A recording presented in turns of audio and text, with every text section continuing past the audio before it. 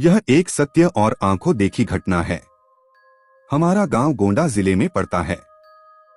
यह उस समय की बात है जब गांव में 18 से 19 साल की उम्र में सब लड़कों की शादी हो जाती थी। उनमें से एक मेरा मित्र रमाकांत भी है। उसकी शादी 3 साल पहले हो चुकी थी और अब उसका गौना भी आ गया था। उसकी बीवी बहुत निडर थी। इसको मैं निडर इसलिए बता रहा हूं कि उसकी निडरता एक दिन बहुत भारी पड़ गई थी। 3 से 4 साल पहले तक गांव की अधिकतर औरतें सुबह सुबह उठकर लोटा लेकर नित्य क्रिया के लिए कोई खेत में तो कोई खुले मैदान में जाती थी। वो भी जब गांव के पुरुष लोग सो रहे हो तब जाती थी। कुछ दिन बीत गया तो अब रमाकांत को एक सुंदर सी बेटी हुई। बेटी अभी 8 महीने की थी। उस समय उसकी बीवी सुबह सुबह अकेले उठकर खेत में चली गई और अपने सासू माँ को या फिर अपनी जेठानी को भी नहीं जगाया। वह अकेले ही चली गई क्योंकि वह तो बहुत निडर थी। लेकिन उस समय वह ना तो हाथ में चक्कू और ना ही माचिस लिया। जिस घर को बच्चा पैदा होता है उसके 1 साल तक उस घर की औरत को बाहर अकेले नहीं भेजा जाता, वह भी सुबह सुबह बिना किसी को साथ लिए, क्योंकि उस औरत पे भूत प्रेत इन लोगों का साया जल्दी पड़ता है। लेकिन वह अकेले गई थी। तभी वहां बेल का पेड़ लगा था।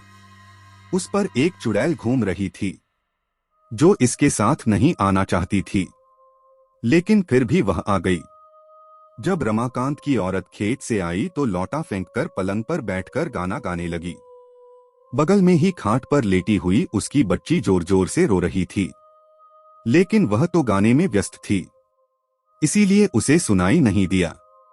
इतना देखकर रमाकांत चिल्लाने लगा कि बेटी को उठाओ, क्या तुम्हें सुनाई नहीं दे रहा है कि वह रो रही है?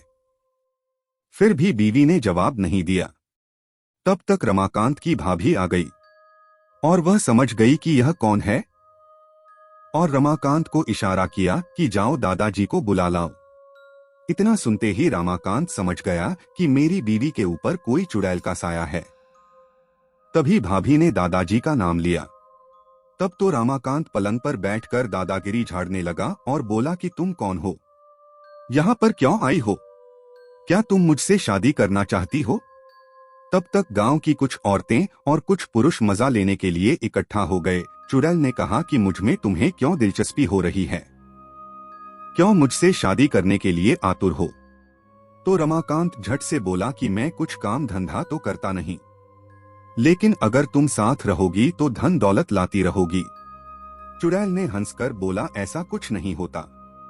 हमारे में भी कोई ना कोई मुखिया जरूर रहता है जो धन दौलत की रखवाली करता है।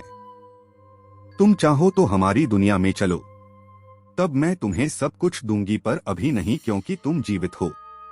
रमाकांत समझ गया कि अब मेरे हाथ कुछ नहीं आने वाला है, तो उसने बोला कि ब्राह्मण परिवार में आते हुए तुम्हें डर नहीं लगा?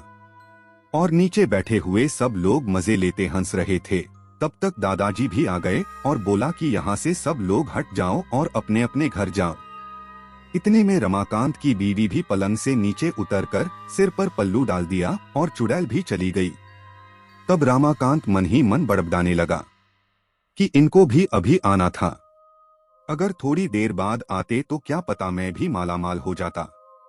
बेचारा रमाकांत बहुत दुखी हो गया।